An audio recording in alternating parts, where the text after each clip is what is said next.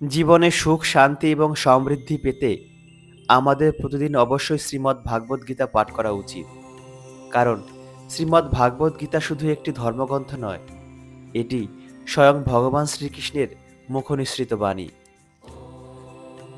কুরুক্ষেত্রের যুদ্ধে ভগবান শ্রীকৃষ্ণ অর্জুনকে বলেন, এই জ্ঞান তিনি প্রথম সূর্যদেবকে দেন। সূর্যদেব তা মনুকে, মনু ইক্ষ্বাকুকে। এইভাবে গুরু পরম্পরায় এই জ্ঞান প্রবাহিত হতে থাকে। মাঝে এই ধারা ছিন্ন হয়ে যাবার ফলে আমরা এই জ্ঞান হারিয়ে ফেলি। তাই ভগবান নিজে অর্জুনকে এই জ্ঞান প্রদান করলেন। শ্রীমদ্ ভাগবত গীতায় মোট 18টি অধ্যায় এবং 700টি শ্লোক আছে। আজকের এই ভিডিওতে আমরা অষ্টম অধ্যায় অক্ষর ব্রহ্মযোগের 1 থেকে 10তম শ্লোকের ব্যাখ্যা আলোচনা করব। আমাদের চ্যানেলে যারা আজ নতুন, তার চ্যানেলটি অবশ্যই সাবস্ক্রাইব করে আমাদের সাথে যুক্ত থাকবেন। তাহলে আসুন আমরা শুনে নিই অষ্টম অধ্যায় অক্ষর ব্রহ্মযোগের 1 থেকে 10তম শ্লোকের ব্যাখ্যা। কিং তদ ব্রহ্ম কিমোধাত্মং কিং কর্ম পুরুষোত্তম অধিভূতং চ কিং প্রোক্তমধিদৈবং কিমুচ্যতে। এই অধ্যায়ে ভগবান শ্রীকৃষ্ণ ব্রহ্মতত্ত্ব থেকে শুরু করে অর্জুনের বিবিধ প্রশ্নের উত্তর দিয়েছেন। তিনি এখানে কর্ম, সকাম কর্ম, ভক্তিযোগ, যোগসূত্র এবং শুদ্ধ ভগবত ভক্তির ব্যাখ্যা করেছেন। শ্রীমদ্ ভাগবতে ব্যাখ্যা করা হয়েছে যে পরম তত্ত্ব ব্রহ্ম, পরমাত্মা এবং ভগবান এই নামে অভিহিত হন। জীবাত্মাকেও ব্রহ্ম বলা হয়। অর্জুন ভগবানের কাছে আত্মা সম্বন্ধেও প্রশ্ন করেন। আত্মা বলতে দেহ, মন এবং প্রাণকে বোঝায়। বৈদিক অভিধান অনুসারে আত্মা বলতে মন, প্রাণ, দেহ এবং ইন্দ্রিয়কেও বোঝায়। অর্জুন এখানে ভগবানকে পুরুষোত্তম বলে সম্বোধন করেছেন। অর্থাৎ এই প্রশ্নগুলি তিনি যে শুধুমাত্র এক বন্ধুকে করেছেন তা নয়, তাকে পরমেশ্বর ভগবান জেনে তিনি এই প্রশ্নগুলি করেছেন, যিনি এই প্রশ্নগুলি সম্বন্ধে উত্তরদানে চরম অধিকর্তা।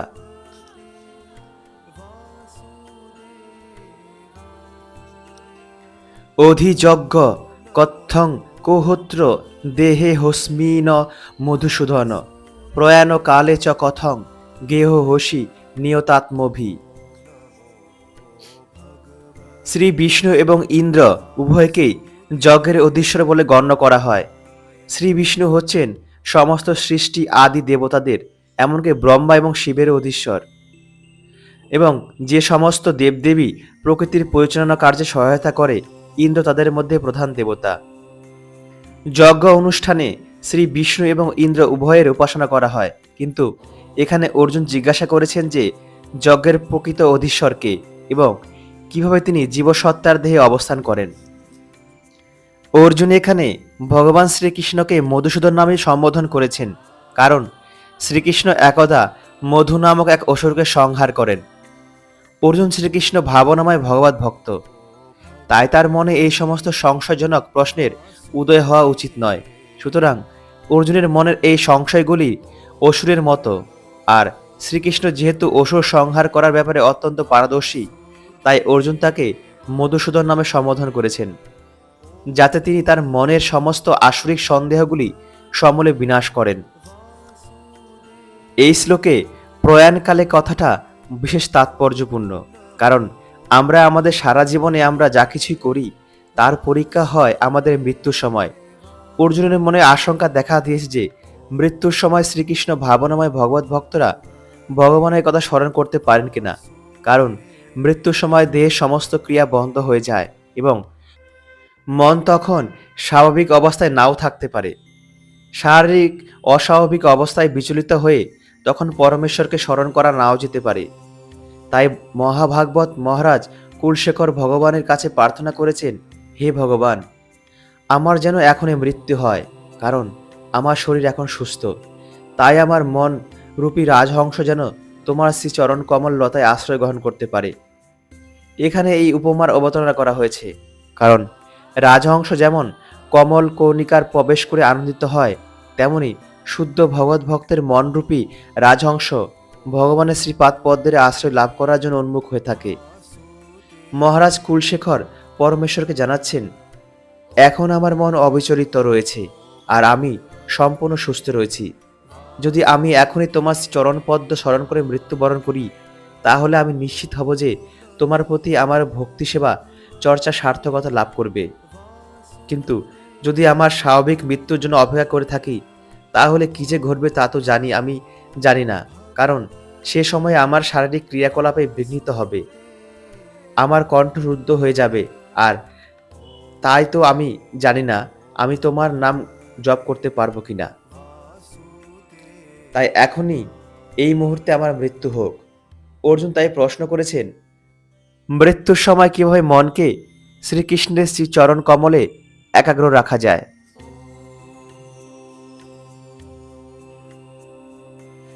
অক্ষরম পরমম ব্রহ্ম স্বভাব অধ্যাত্মম উচ্যতে ভূত ভাবোদ ভবকর বিসর্গ কর্ম সঙ্গীত। ব্রহ্ম নিত্য, অবিনশ্বর এবং অপরিবর্তনীয়, কিন্তু এই ব্রহ্মেরও অতীত হল পরব্রহ্ম। ব্রহ্ম বলতে জীবসত্তাকে বোঝায় এবং পরব্রহ্ম বলতে পরম পুরুষোত্তম শ্রী ভগবানকে বোঝায়। জড়জগতে জীবসত্তা যে রূপ প্রাপ্ত হয়, সেটা তার স্বরূপ নয়। জড়জাগতিক ভাবনায় জীবসত্তা জড়জগতের উপরে আধিপত্য করতে চায়, কিন্তু পারমার্থিক শ্রীকৃষ্ণ ভাবনায় তার প্রকৃত স্বরূপ হল নিরন্তর ভগবানের সেবা। জীবসত্তা যখন জড়জাগতিক ভাবনাময় হয়ে থাকে, তখন তাকে জড়জগতে নানা রকম দেহ ধারণ করতে হয়। তাকে বলা হয় কর্ম, অর্থাৎ জড়চেতনার প্রভাবে উৎপন্ন নানাবিধ সৃষ্টি। বৈদিক সাহিত্যে জীবসত্তাকে বলা হয় জীবাত্মা এবং ব্রহ্ম, কিন্তু কখনোই তাকে পরব্রহ্ম বলা হয় না। জীবসত্তা বিভিন্ন অবস্থায় পতিত হয়। কখনো সে অন্ধকারাচ্ছন্ন জড়া প্রকৃতিতে পতিত হয়ে মনে করে যে সে হচ্ছে জড় পদার্থ, অর্থাৎ তার জড় দেহটাই হচ্ছে তার স্বরূপ। আবার কখনো সে জড়বন্ধন মুক্ত হয়ে পারমার্থিক পরা প্রকৃতিতে তার যথার্থ স্বরূপ উপলব্ধি করতে পারে। তাই তাকে ভগবানের তটস্থা শক্তি বলে বর্ণনা করা হয়। অপরা এবং পরা প্রকৃতিতে তার স্থিতি অনুসারে সে পঞ্চভৌতিক জড়জাগতিক অথবা অপ্রাকৃত দেহ প্রাপ্ত হয়। সে যখন নিজেকে জড় পদার্থ বলে মনে করে জড় জগতে আবদ্ধ থাকে, তখন সে 84 লক্ষ বিভিন্ন শরীরের কোনো একটা প্রাপ্ত হয়। কিন্তু পরা প্রকৃতিতে তার রূপ একটাই। জড়া প্রকৃতিতে সে তার কর্ম অনুসারে মানুষ, দেবতা, পশু পাখি ইত্যাদির শরীর প্রাপ্ত হয়। স্বর্গলোকে নানা রকম সুখ স্বাচ্ছন্দ্য ভোগ করার জন্য সে কখনোই বা যাগযজ্ঞের অনুষ্ঠান করে, কিন্তু তার সেই পূর্ণ কর্মফলগুলি যখন শেষ হয়ে যায়, তখন সে আবার এই পৃথিবীতে পতিত হয়ে মনুষ্য দেহ ধারণ করে। এই প্রক্রিয়াকে বলা হয় কর্ম। ছান্দোগ্য উপনিষদে বৈদিক যাগযজ্ঞের পদ্ধতি বর্ণনা করা হয়েছে। যজ্ঞের বেদিতে 5 রকমের অগ্নিকুণ্ডে 5 রকমের অর্ঘ্য দান করা হয়। পঞ্চবিধ অগ্নিকুণ্ডকে বিভিন্ন স্বর্গলোক, মেঘ, পৃথিবী, নর এবং নারী রূপে ধারণা করা হয় এবং পঞ্চবিধ যাজ্ঞিক অর্ঘ্যগুলি হল বিশ্বাস ভক্তি, চন্দ্রলোক ভোক্তা, বৃষ্টি, শস্য এবং বীর্য। বিভিন্ন যজ্ঞ অনুষ্ঠান করার মাধ্যমে ক্রমে ক্রমে জীবসত্তা বিভিন্ন স্বর্গলোকে গমন করতে পারে। তারপর সেই যজ্ঞের ফলে অর্জিত পুণ্যকর্ম ফল শেষ হয়ে যায়, তখন সে বৃষ্টির মাধ্যমে এই পৃথিবীতে পতিত হয়। তারপর সে শস্যকণায় পরিণত হয়। মানুষ সেই শস্য আহার করে এবং তা বীর্যে পরিণত হয়। তারপর তা স্ত্রীজনিতে সঞ্চারিত হয়ে তাকে গর্ভবতী করে। এভাবে জীবসত্তা আবার মনুষ্য শরীর প্রাপ্ত হয়ে যাগযজ্ঞের অনুষ্ঠান করে। এভাবে জীব প্রতিনিয়ত এই জড়জগতে গমনাগমন করতে থাকে। শ্রীকৃষ্ণ ভাবনাময় শ্রী ভক্ত অবশ্য এই ধরনের যজ্ঞ অনুষ্ঠান পরিহার করেন। তিনি সরাসরিভাবে শ্রীকৃষ্ণ ভাবনাময় ভগবত ভক্তির পন্থা অবলম্বন করেন এবং ভগবানের কাছে ফিরে যাওয়ার আয়োজন করেন। নির্বিশেষবাদীরা অযৌক্তিকভাবে গীতার ব্যাখ্যা করে অনুমান করে যে জড়জগতে ব্রহ্মজীব ধারণ করে এবং তার প্রমাণস্বরূপ তারা গীতার 15 অধ্যায়ের 7 শ্লোকের অবতারণা করেন। কিন্তু এই শ্লোকে জীবসত্তা সম্পর্কে পরমেশ্বর এই কথা বলেছেন যে মমই বাংশ, অর্থাৎ আমার নিত্য ভিন্ন অংশ। ভগবানের অনুসদৃশ অংশ জীবসত্তা জড়জগতে পতিত হতে পারে, কিন্তু পরমেশ্বর ভগবান যিনি অচ্যুত, তিনি কখনো পতিত হন না। তাই পরমেশ্বর ভগবান জীবে পরিণত হন, এই অনুমান গ্রহণযোগ্য নয়। বৈদিক সাহিত্যে ব্রহ্ম এবং পরব্রহ্ম কে কখনোই এক বলে বর্ণনা করা হয়নি, সে কথা আমাদের মনে রাখা উচিত।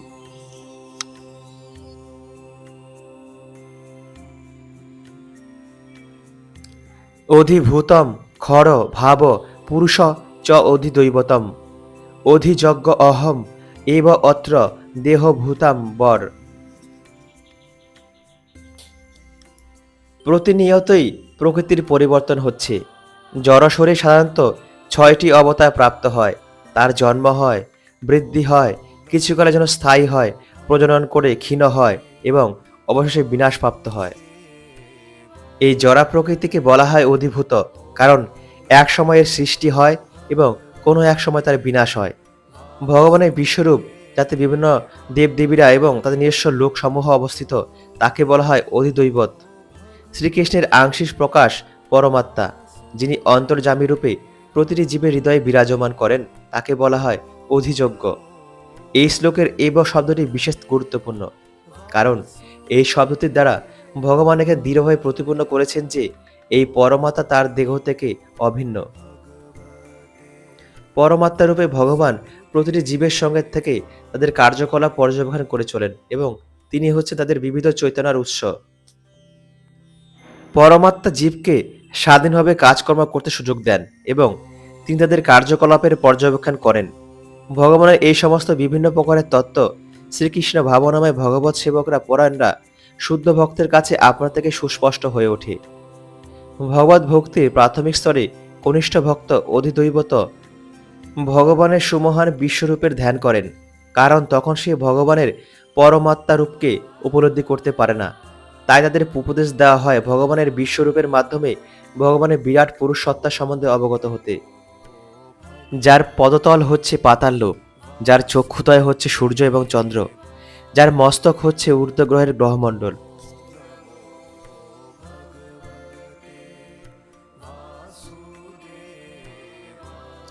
অন্তকালে চ মামেব শরণমুক্তা কলেবরম য প্রয়াতি স মদ্ভাবং জাতি নাস্তেত্র সংশয়। এই শ্লোকে শ্রীকৃষ্ণ ভাবনামৃতের গুরুত্ব প্রকট হয়েছে। শ্রীকৃষ্ণ ভাবনায় ভাবিত হয়ে দেহত্যাগ করলে তৎক্ষণাৎ ভগবদ্ধামে প্রবেশ করা যায়। পরমেশ্বর ভগবান সকল শুদ্ধ ভক্তের মধ্যে শুদ্ধতম। সুতরাং নিরন্তর শ্রীকৃষ্ণ ভাবনায় মগ্ন থাকলে শুদ্ধ সত্তার মধ্যে শুদ্ধতম হয়ে ওঠা যায়। এখানে স্মরণ শব্দটি খুবই গুরুত্বপূর্ণ। যে সমস্ত জীবেরা অশুদ্ধ, যারা কখনোই ভগবত ভক্তি সাধন করেনি, তাদের পক্ষে ভগবানকে স্মরণ করা সম্ভব নয়। সুতরাং জীবনের সূচনা থেকেই শ্রীকৃষ্ণ ভাবনার অনুসরণ করা উচিত। জীবনের শেষে সার্থকতা অর্জন করতে হলে শ্রীকৃষ্ণ স্মরণচর্চা অপরিহার্য।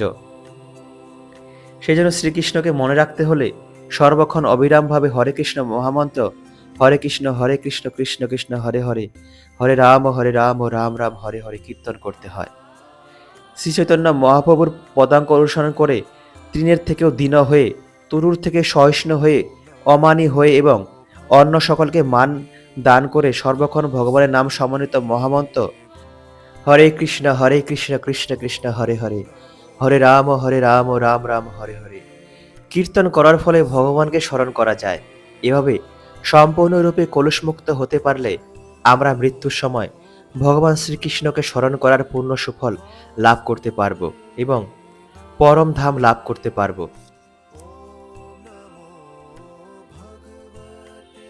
জং জং বাপি শরণ ভাবং ত্যাজ ত্যান্তে কলেবরম তং তমে বৈতি কন্তেয় সদা তদ্ভাব ভাবিত। মৃত্যুর সংকটময় মুহূর্তে কিভাবে জীবের প্রকৃতির পরিবর্তন হয় সে কথা এখানে ব্যাখ্যা করা হয়েছে। যে মানুষ দেহত্যাগ করবার সময় শ্রীকৃষ্ণ চিন্তা করে সে পরমেশ্বর ভগবানের পরাপ্রকৃতি অর্জন করে, কিন্তু এ কথা ঠিক নয় যে শ্রীকৃষ্ণ বিহীন অন্য কিছু চিন্তা করলেও সে পরাপ্রকৃতির অর্জন করা যায়। এই বিষয়টি আমাদের বিশেষ যত্ন সহকারে অনুধাবন করতে হবে। কিভাবে উপযুক্ত মনোভাবে আবিষ্ট হয়ে দেহত্যাগ করা যায়? এক মহান ব্যক্তি হয়েও মৃত্যুর সময় মহারাজ ভরত হরিণের কথা চিন্তা করেছিল, তাই তার পরবর্তী জীবনে তিনি হরিণ শরীর প্রাপ্ত হন। হরিণ রূপে জন্মগ্রহণ করা সত্ত্বেও মহারাজ ভরত তার পূর্বজনের কথা স্মরণ করতে পেরেছিলেন, কিন্তু তাকে পশুর শরীর গ্রহণ করতেই হয়েছিল। জীবিত অবস্থায় আমরা যেমন কর্ম করি সে অনুযায়ী আমাদের মৃত্যুকালীন চিন্তার উদয় হয়। এভাবে কর্মের দ্বারা আমাদের পরবর্তী জীবন নির্ধারিত হয়। কেউ যদি সর্বক্ষণ শুদ্ধ সাত্ত্বিকভাবে জীবনযাপন করে এবং ভগবান শ্রীকৃষ্ণের অপ্রাকৃত সেবা এবং চিন্তায় মগ্ন থাকে, তাহলে জীবনের শেষে শ্রীকৃষ্ণ চিন্তা স্মরণ করা সহজ হয় এবং তার পরবর্তী জন্ম হয় অপ্রাকৃত চিন্ময়। শ্রীকৃষ্ণ সেবার অপ্রাকৃত কর্মে মগ্ন হয়ে থাকলে পরবর্তী জীবনে অপ্রাকৃত শরীর ধারণের সৌভাগ্য অর্জিত হয়। তাকে আর জড়দেহ ধারণ করতে হয় না। তাই হরে কৃষ্ণ মহামন্ত্র কীর্তন করাই হচ্ছে অপ্রাকৃত জগতে ফিরে যাওয়া শ্রেষ্ঠ উপায়।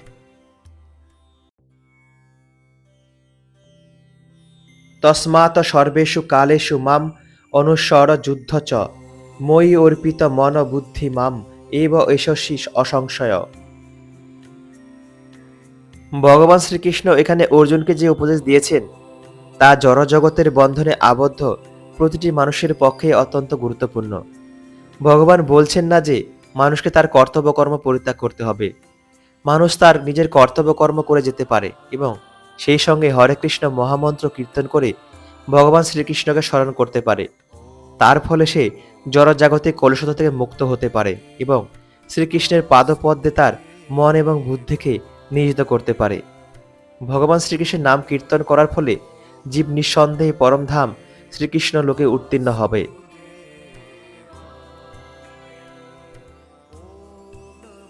অভ্যাস যোগ যুক্তেন চেতসা নান্যগামিনা পরমং পুরুষং দিব্যং জাতি পার্থানুচিন্তয়ন। এই শ্লোকে ভগবান শ্রীকৃষ্ণ তাকে স্মরণ করার গুরুত্ব প্রতিপন্ন করেছেন। হরে কৃষ্ণ মহামন্ত্র কীর্তন করার মাধ্যমে শ্রীকৃষ্ণের স্মৃতি পুনর্জাগরিত হয়। এভাবে পরমেশ্বর ভগবানের নাম সমন্বিত অপ্রাকৃত শব্দতরঙ্গ শ্রবণ এবং কীর্তন করার মাধ্যমে আমাদের কান, জীব এবং মন ভগবানের সেবায় নিয়োজিত হয়। এভাবে ভগবানের দিব্য নাম আশ্রয় করে তার ধ্যান করা অত্যন্ত সহজ এবং তা করার ফলে আমরা ভগবানের কাছে ফিরে যেতে পারি। পুরুষ শব্দটির অর্থ হচ্ছে ভোক্তা। জীব যদিও ভগবানের তটস্থা শক্তিজাত, কিন্তু সে জড়াশক্তির প্রভাবে কলুষিত। তাই সে মনে করে যে সেই হচ্ছে ভোক্তা, কিন্তু সে কখনোই পরম ভোক্তা হতে পারে না। এখানে স্পষ্টভাবে বলা হচ্ছে যে নারায়ণ, বাসুদেব ইত্যাদি বিভিন্ন অংশে প্রকাশিত হয়ে ভগবানই হচ্ছেন পরম ভোক্তা। হরে কৃষ্ণ মহামন্ত্র জপ করে ভগবত ভক্ত তার আরাধ্য ভগবানের শ্রী নারায়ণ, শ্রীকৃষ্ণ, শ্রীরাম ইত্যাদি রূপকে নিত্য স্মরণ করতে পারেন। এই অনুশীলনের ফলে তার অন্তর কলুষমুক্ত হয়ে পবিত্র হয় এবং জীবনের শেষে দেহত্যাগ করার মুহূর্তে সতত কীর্তন করার প্রভাবে ভগবত ধাম প্রাপ্ত হন। যোগ অনুশীলন করার উদ্দেশ্য হচ্ছে আমাদের অন্তঃস্থিত পরমাত্মার ধ্যান করা। তেমনি হরে কৃষ্ণ মহামন্ত্র কীর্তন করার ফলে মন পরমেশ্বর ভগবানের শ্রী চরণ কমলে আবিষ্ট হয়। মন চঞ্চল, তাই তাকে জোর করে শ্রীকৃষ্ণের চিন্তায় নিয়োজিত করতে হয়। এই সম্পর্কে শুয়াপোকার উদাহরণের অবতারণা করা হয়, যে সর্বক্ষণ প্রজাপতি হওয়ার চিন্তায় মগ্ন থাকার ফলে সেই জীবনেই প্রজাপতিতে পরিণত হয়। এভাবে আমরাও যদি সর্বক্ষণ ভগবান শ্রীকৃষ্ণের কথা চিন্তা করি, তবে আমরাও এই জীবনের শেষে ভগবান শ্রীকৃষ্ণের মতো দিব্য দেহ প্রাপ্ত হব।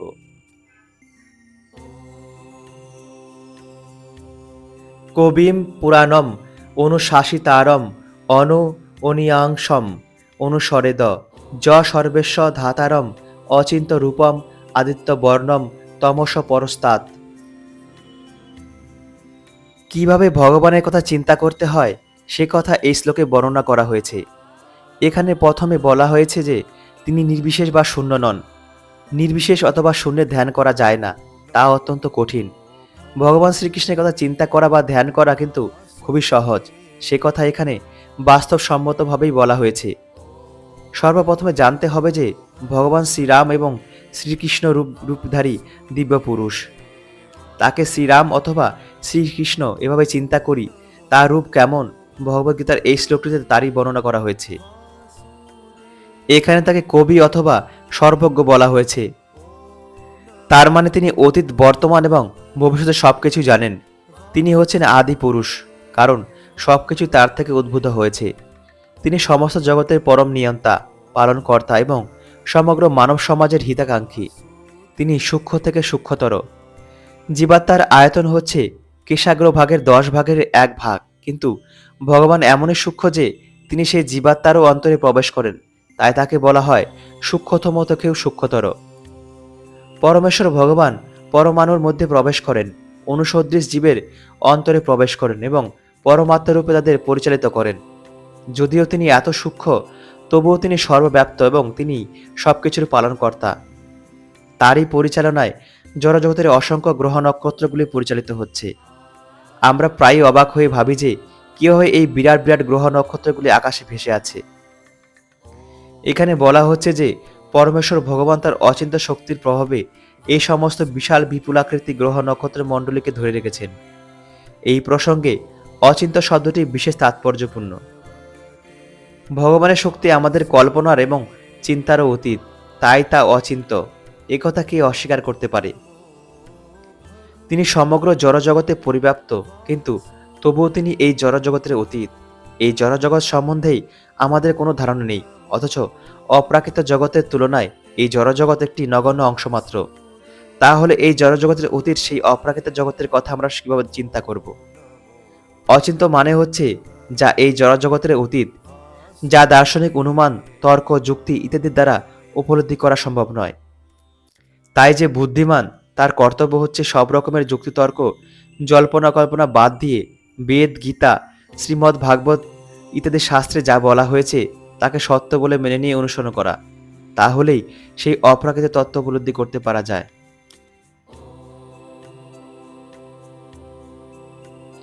প্রয়াণ কালে মনসা চলেন, ভক্তাযুক্ত যোগ বলেন চৈব, ভ্রুভোর মধ্যে প্রাণমাবেশ্য সম্যক, সতং পরং পুরুষ মুপৈতি দিব্যম। এই শ্লোকে স্পষ্টভাবে বর্ণনা করা হয়েছে যে মৃত্যুর সময় মনকে ভক্তি সহকারে ভগবানের ধ্যানে একাগ্র করা উচিত। যারা যোগ সাধন করছেন তাদের নির্দেশ দেওয়া হয়েছে যে দুই ভ্রুর মধ্যে আগ্রা চক্রে প্রাণ শক্তিকে স্থাপিত করতে হবে। এখানে ষটচক্র যোগের মাধ্যমে ধ্যানচর্চার পরামর্শ দেওয়া হয়েছে। যিনি শুদ্ধ ভগবত ভক্ত এবং এই ধরনের যোগাভ্যাস চর্চা করেননি, তিনি সর্বদাই শ্রীকৃষ্ণ ভাবনায় মগ্ন থাকার ফলে মৃত্যুর সময়ও পরম পুরুষোত্তম ভগবানের কৃপায় তাকে স্মরণ করতে পারেন। এই অধ্যায়ের 14 শ্লোকে সে কথার ব্যাখ্যা করা হয়েছে। এই শ্লোকে যোগ বল কথাটা খুবই তাৎপর্যপূর্ণ, কারণ ষটচক্র যোগ বা ভক্তিযোগী হোক, কোনো একটা যোগ অভ্যাস না করলে মৃত্যুর সময় এই অপ্রাকৃত স্তরে উন্নীত হওয়া যায় না। মৃত্যুর সময় আকস্মিকভাবে ভগবানকে স্মরণ করা যায় না। কোনো একটি যোগাভ্যাস চর্চা, বিশেষ করে ভক্তিযোগ পদ্ধতির চর্চা অবশ্যই করতে হয়, যেহেতু মৃত্যুর সময় চিত্ত অত্যন্ত বিক্ষুব্ধ হয়ে ওঠে। তাই আজীবন যোগ অভ্যাস চর্চা করার মাধ্যমে ভগবানকে স্মরণ করার অভ্যাস করতে হয়, যাতে সেই চরম মুহূর্তে তাকে স্মরণ করা যায়।